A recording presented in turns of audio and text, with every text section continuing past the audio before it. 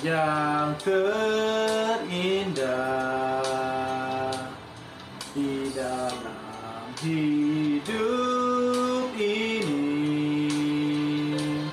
Tiada Allah Tuhan yang seperti Engkau, besar perkasa penuh kemuliaan. Kau yang termanis di dalam hidup ini. Ku cinta Kau lebih dari segalanya, besar kasih setiamu kepadaku. Ku sembah Kau, ya Allahku. Ku tinggikan nama-Mu selalu, tiada lutut tak bertelut menyembah Yesus Tuhan Rajaku. Ku sembah Kau, ya Allahku. Ku tinggikan nama-Mu selalu, semua lidah kan mengaku Engkaulah Yesus Tuhan Rajaku.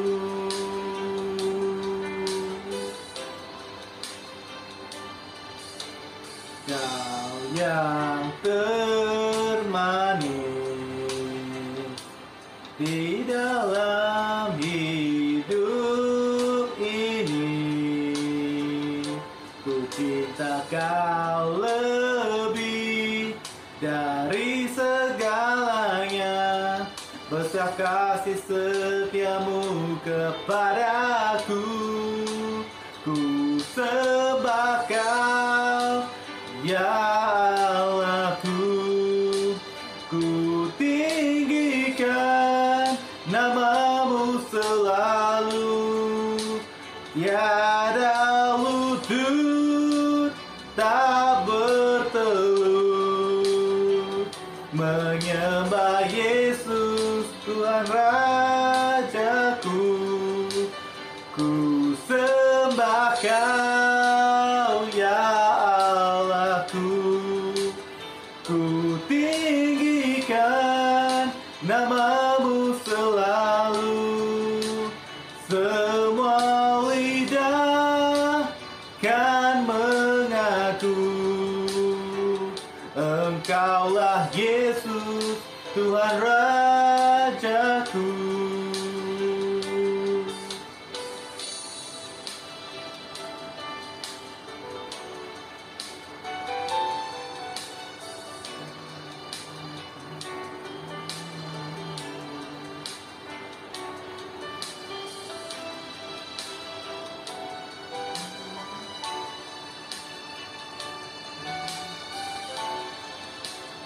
Ku sembah Kau, ya Allahku.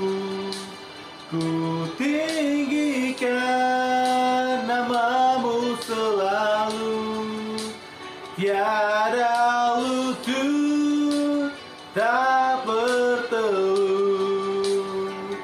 menyembah Yesus Tuhan Rajaku. Ku sembah Kau, ya Allahku. Ku tinggikan nama-Mu selalu, semua lidah kan mengaku Engkaulah Yesus Tuhan Rajaku. Engkaulah Yesus Tuhan Rajaku. Engkaulah Yesus Tuhan Rajaku.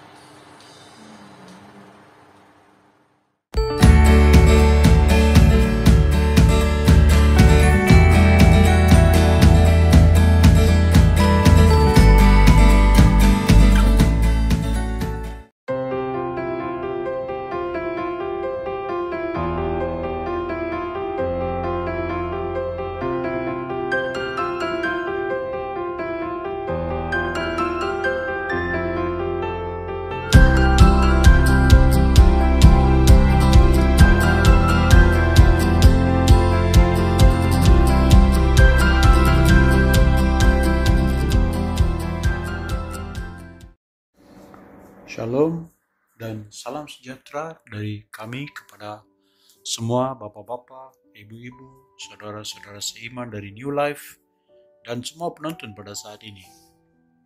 Kasih karunia Tuhan Yesus Kristus dan kasih Allah dan persekutuan Roh Kudus menyertai kamu sekalian. Amin. Mari kita berdoa. Bapa kami yang ada di surga, dikuduskanlah namamu, datanglah kerajaanmu, jadilah kehendakmu di bumi sama seperti di surga. Berikanlah kami makanan kami yang secukupnya dan ampunilah kami akan kesalahan kami, seperti kami juga mengampuni orang yang bersalah kepada kami. Dan janganlah membawa kami ke dalam pencobaan, tetapi lepaskanlah kami dari yang jahat, karena Engkaulah yang punya kerajaan dan kuasa dan kemuliaan sampai selama-lamanya. Amin. Bersyukurlah kepada Tuhan sebab Ia baik, bahwasanya kekal selama-lamanya kasih setianya. Haleluya. Tajuk hari ini adalah membina dasar kehidupan dalam Kristus. Kita ke firman Tuhan dalam 1 Korintus pasal 3 ayat yang ke-11. Karena tidak ada seorang pun yang dapat meletakkan dasar lain daripada dasar yang telah diletakkan, yaitu Yesus Kristus. Yesus Kristus adalah anugerah yang diberi Allah kepada manusia untuk keselamatan. Tidak ada sesiapa pun yang boleh menyelamatkan ciptaan melainkan Sang Cipta sendiri. Apabila manusia sudah mengenal kebenaran, maka kebenaran itu akan memerdekakan mereka.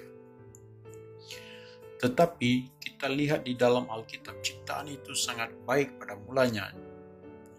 Jadi apa yang berlaku? Mengapa huru-hara? Mengapa keadaan kita di sekeliling ini huru-hara? Ya, itu adalah satu soalan yang kita perlu tanya, tapi kita perlu mencari jawabannya di dalam firman Tuhan. Di dalam Kejadian pasal 1 ayat ke-31. Maka Allah melihat segala yang dijadikannya itu sungguh amat baik. Jadilah petang dan jadilah pagi. Itulah hari ke-6. Dan pasal 2 ayat yang ketiga berbunyi begini. Lalu Allah memberkati hari ke-7 itu dan memuduskannya, karena pada hari itulah Ia berhenti dari segala pekerjaan penciptaan yang telah dibuatnya. Amin. Masalah manusia sangat rumit dan sudah parah sejak manusia telah berdosa dan telah melanggar perintah Allah Sang Pencipta. Itulah masalahnya. Dosa adalah jurang yang memisahkan kehidupan Allah. Hidup yang telah diberikan Allah kepada manusia. Dosa telah memisahkan manusia dari kehidupan yang melimpah kepada kehidupan yang penuh duka, dan manusia tidak dapat menyelamatkan diri dari kemerosotan yang berlaku. Roma pasal 1 ayat 18. Sebab murka Allah nyata dari surga atas segala kefasikan dan kelaliman manusia yang menindas kebenaran dengan kelaliman. Jadi kita mau tanya juga, apa itu kefasikan dan apa itu kelaliman? Ya, jawabannya ada di dalam Roma pasal 1 juga di ayat 28 hingga 31. Kita boleh bacakan bersama-sama. Dan karena mereka tidak merasa perlu untuk mengakui Allah, maka Allah menyerahkan mereka kepada pikiran-pikiran yang terkutuk, sehingga mereka melakukan apa yang seharusnya tidak dilakukan. Mereka penuh dengan setiap jenis dosa, kejahatan, kepentingan diri sendiri, dan kebencian, penuh dengan iri hati, pembunuhan, perselisihan, penipuan, dan pikiran-pikiran jahat terhadap sesamanya. Mereka mengumpat dan saling mengatakan hal yang jahat, membenci Allah, kasar dan sombong. Mereka menemukan cara-cara untuk melakukan yang jahat. Mereka tidak taat kepada orang tuanya. Mereka bodoh, tidak memenuhi janji. dan tidak menunjukkan kebaikan dan belas kasihan kepada orang lain. Ya, saudara-saudara, kita sudah melihat satu gambaran yang benar sebenarnya yang sedang berlaku di dalam semua manusia. Tiada siapa dapat menyangkalnya. Inilah yang menyebabkan dasar kehidupan manusia digoncang sampai ke akar umbi. Dan tidak ada obat melainkan Yesus Kristus, Juru Selamat dunia. Satu perkara sahaja saya akan menyentuh, yaitu tentang masalah sakit dan penyakit. Kita dengar apa yang dikatakan di dalam Mazmur Daud pasal 38 ayat 4. Engkau telah menghukum aku, jadi seluruh tubuhku penuh luka. Aku telah berdosa dan sekarang semua tulangku patah. Ayat yang kelima. Dosaku seperti beban berat. Aku tenggelam karena beratnya. Ya, saudara-saudara,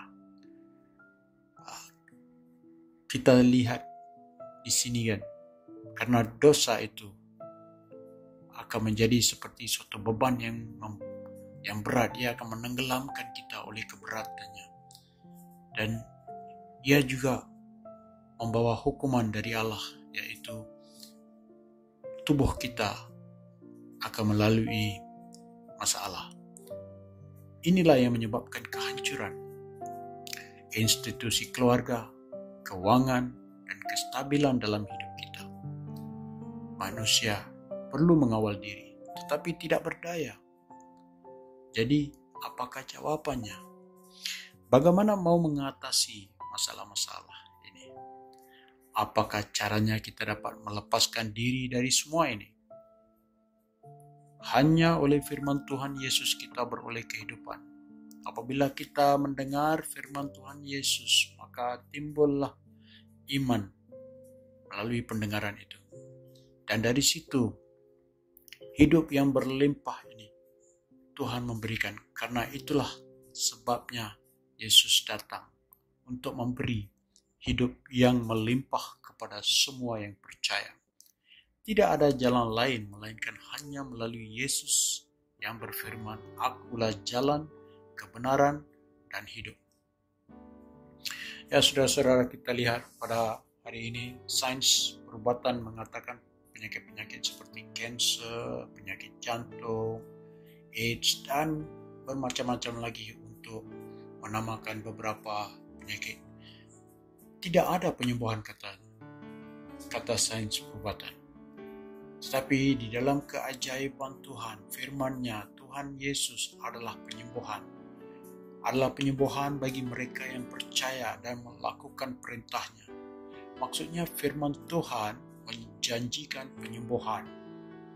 Perlu disertakan dengan keimanan yang kukuh kepada janjinya bahwa Ia menyembuhkan dan sudah selesai pekerjaan penyembuhan di atas kayu salib. Hanya perlu menerima dengan iman saja. Ya, saya tahu lebih senang mengatakannya daripada melakukannya.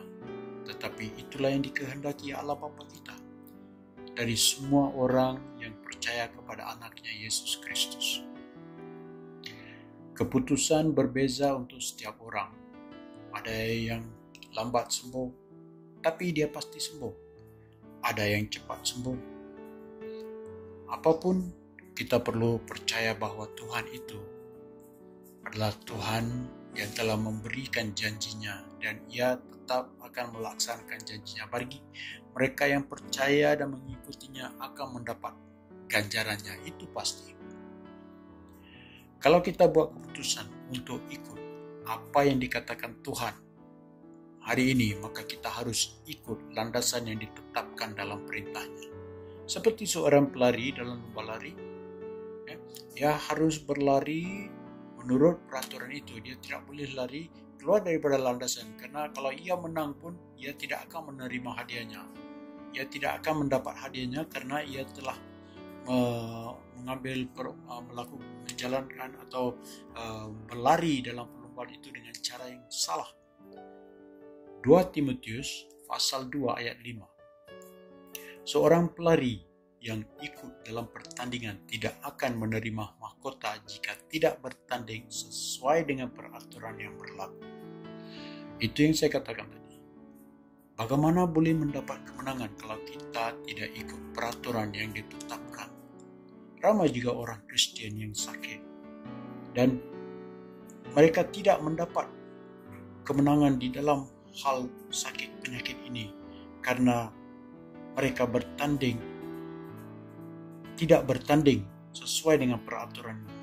Ya, oleh itu, bila kita membina kehidupan kita perlu membina menurut kehendak Tuhan. Lukas pasal 6 ayat 47 dan 48. Setiap orang yang datang kepadaku dan mendengar ajaranku dan mengikutinya akan kutunjukkan sifat orang itu kepadamu. Orang itu seperti orang yang membangun rumah, ia menggali dalam-dalam dan membangun dasar rumah itu di atas batu. Ketika datang banjir, sungai menghantam rumah itu, tetapi tidak dapat menggoyahkannya sebab rumah itu dibangun dengan baik. Ya, saudara-saudara yang dikasihi, kalau kita mau selamat dari gejala-gejala yang buruk terhadap penyakit yang datang dalam gelap atau penderitaan yang mengerikan, saudara-saudara, engkau harus percaya kepada Tuhan yang memberi perlindungan. Hanya Allah yang Maha Tinggi tempat perlindunganmu. Tidak ada buruk akan terjadi ke atasmu. Tidak ada penyakit mendekati kamu. Mungkin 1.000 orang akan rebah di sisimu, 10.000 orang di sebelah kananmu. Ya, tidak akan berlaku kepada orang yang bersembunyi dan berlindung kepada yang Maha Kuasa. Ia akan menyelamatkan kau dari bahaya tersembunyi dan penyakit yang mematikan. Kita lihat hari ini, gigitan nyamuk pun boleh membawa maut. Ini kan virus, wabak yang kita tidak lihat, yang sedang leluasa di seluruh dunia. Sebab itu kita perlukan Tuhan dan kita perlu melakukan kehendak-Nya dan percaya kepada firman-Nya. Ya, saudara-saudara, Yesus Kristus mati untuk manusia supaya manusia beroleh hidup kekal. Apalah guna hidup yang ada keuangan yang banyak tetapi disalurkan kepada institusi perubatan? Apalah gunanya hidup yang panjang umur kiranya perlu hidup dalam kesakitan? Inilah pergumulan Daud dalam Mazmur pasal 6 ayat 3 dan 4. Tuhan, kasihanilah aku sakit dan lemah, sembuhkanlah aku, ya Tuhan. Tulang-tulangku gemetar, seluruh tubuhku gemetar. Tuhan, berapa lama lagi Engkau akan sembuhkan aku? Bukankah ini keluhan setiap manusia yang sakit? Ya, usah khawatir saudara yang dikasihi Tuhan Yesus. Hari ini ada penyembuhan. Percayalah dengan segenap hati dan Tuhan sendiri akan melakukan mukjizat dalam hidup kau.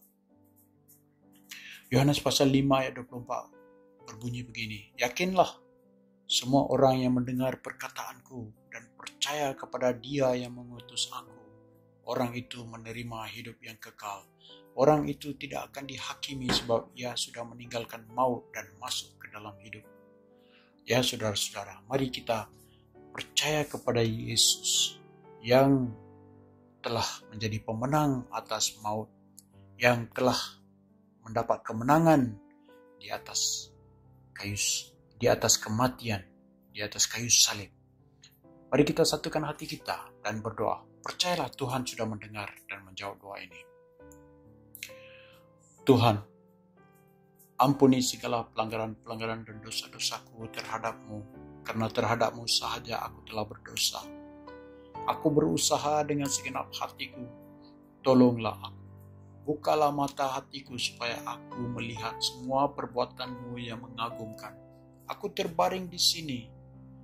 Di sini orang yang tidak ada nyawa, seperti seorang yang tidak ada nyawa, berfirmanlah dan aku akan hidup oleh kuasa kasih-Mu. Aku sedih dan lelah. berikanlah firman-Mu dan aku akan kuat kembali. Perhatikanlah aku dan sayangilah aku seperti Engkau telah lakukan terhadap orang-orang yang mengasihi nama-Mu.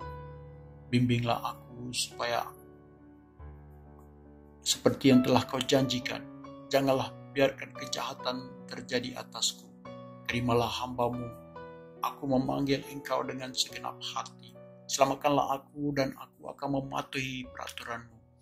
Aku mengucap syukur dari lubuk hatiku atas penyembuhan rohani dan fisikal dalam hidupku dan tubuhku. Biarlah semua ini memberi kemuliaan bagi nama-Mu, Tuhanku Yesus Kristus. Amin. Ya saudara-saudara, hari ini penyembuhan berlaku oleh Roh Kudus yang menjadi penolong dan penghibur kamu. Menyembuhkan kau oleh kepercayaanmu dalam Kristus Yesus. Haleluya. Terimalah karena Tuhan sudah mendengar doa kita ini. Kiranya Tuhan Yesus memberkati Anda semua. Amin.